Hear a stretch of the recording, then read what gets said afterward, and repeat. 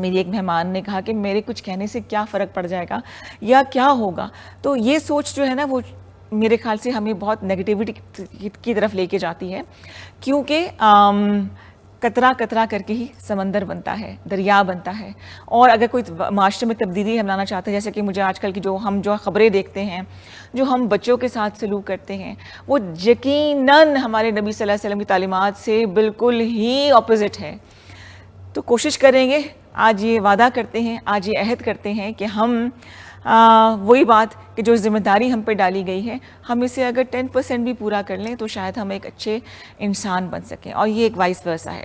Once آپ کوشش کر کے ایک اچھے انسان بنتے ہیں تو آٹومیٹکلی ایک اچھے مسلمان بن جاتے ہیں, کیونکہ ہمارا دین, ہماری کتاب قرآن پاک, ہمارے نبی صلی اللہ علیہ وسلم نے سب سے پہلے اچھے انسان بننے کو ترجیح دی ہے. اور اگر ان کی تعلیمات آپ دیکھ لیں, بچوں کے حوالے سے دیکھ لیں,